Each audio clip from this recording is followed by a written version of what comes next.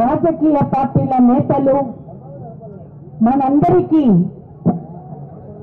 భవిష్యత్తులో ఏ తరహా ఉద్యమాలను పోరాటాలను నిర్వహించాలో వాటికి మద్దతుగా వారు ఎట్లా నిలబడతారో మనందరికీ తెలియజేశారు. సంతోషకరం.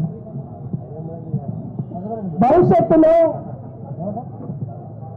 రైతన్న పండించిన పంటకు డాక్టర్ స్వామినాథన్ కమిషన్ చెప్పినట్లుగా పంటకు రైతు ఎంత పెట్టుబడి పెడతాడో దానికి 50% అదనంగా కలిపి మద్దతు ధరలను నిర్ణయించి అమలు చేయటానికి ఒక ప్రత్యేకమైన చట్టం కావాలి అని ఈ దేశ రైతాంగం పోరాడుతాం. రైతుల మీద మన రాష్ట్రంలోనే ప్రతి 100 మంది రైతులలో 92 మంది రైతులు అప్పుల ఊపిలో గిలగిలలాడుతూ వ్యవసాయాన్ని కొనసాగిస్తా ఉన్నారు. మన రాష్ట్రంతో పాటు దేశవ్యాప్తంగా రైతాంగం అప్పుల ఊపిలో ఉంది.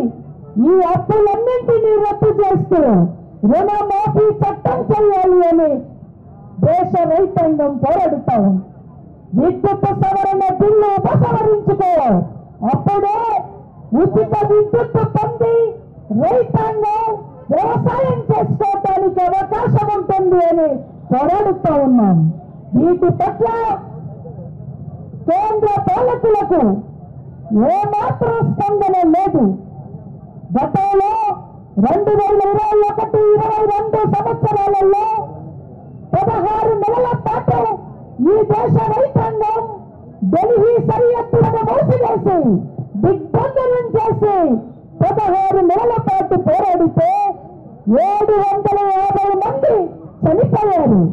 ఆ సందర్భంగా ఉత్తర భారతదేశంలో ఎన్నికలున్నాయి కాబట్టి ఈ దేశంలో ఇంత పెద్ద చారిత్రాత్మకమైన రైతాంగ పోరాటం సాగుతూ ఉంటే ఉత్తర భారతదేశంలో గెలవబోదు అన్న భయంతో రైతాంగ ఉద్యమానికి తల వంచి నమస్కారం పెట్టి క్షమాపణలు చెప్పి మీ డిమాండ్లను నెరవేర్చడానికి నేను ఖచ్చితమైన ఆలోచన చేస్తాను.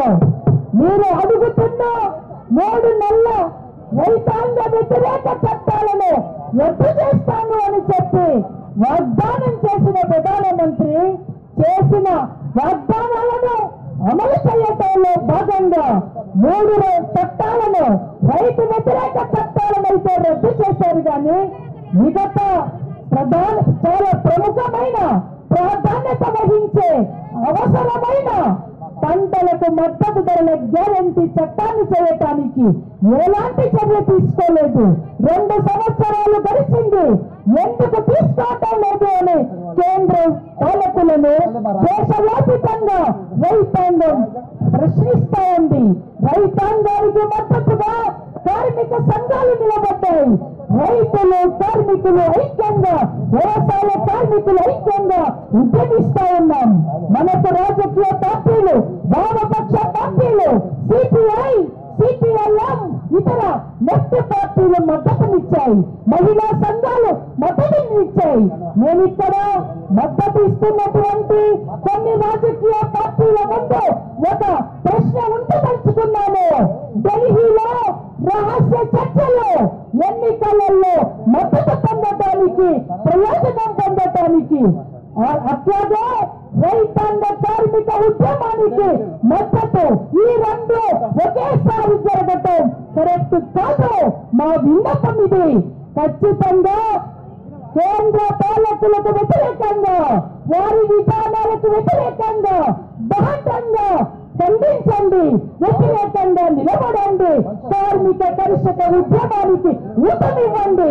అంతేకాని ఒక దగ్గర ఒక అభిప్రాయాలు, మరొక దగ్గర మరొక అభిప్రాయాలు కొనసాగించటాన్ని రైతాంగ కార్మిక ఉద్యమం భవిష్యత్తులో దాన్ని సహించదు, ఊరుకోదు అని కూడా కొన్ని రాజకీయ పార్టీలకు నేను మనవి చేస్తా ఉన్నాను.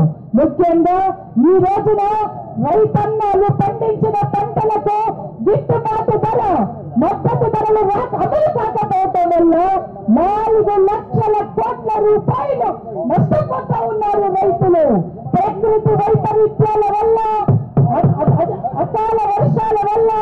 28,550 లక్షల కోట్ల రూపాయలు రైతాంగం నష్టపోతూ ఉంది.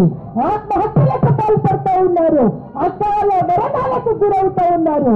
అందుకోసమే మనందరికీ అన్నం పెట్టే, ఈ దేశ ప్రజల ఆహార భద్రతను కాపాడే రైతును రక్షించుకుందాం, వ్యవసాయాన్ని అభివృద్ధి చేసుకుందాం. ఈ రెండు జరగాలి అంటే కేంద్రంలో బీజేపీ పాలకులు దెబ్బ దిగాలో, మనం దించాలో. అప్పుడే జీవించే హక్కును కాపాడుకోగలుగుతాము. అందుకు సిద్ధం కమ్మని గ్రామీణ భారత బంధును సమ్మెను విజయవంతం చేయటంలో అందరూ ముందుకు వచ్చి విజయవంతం చేసినందుకు ధన్యవాదాలు తెలియజేసుకుంటూ భవిష్యత్తు కార్యక్రమాలను కొనసాగిస్తాము అని పిలుపునిస్తూ ముగిస్తాం.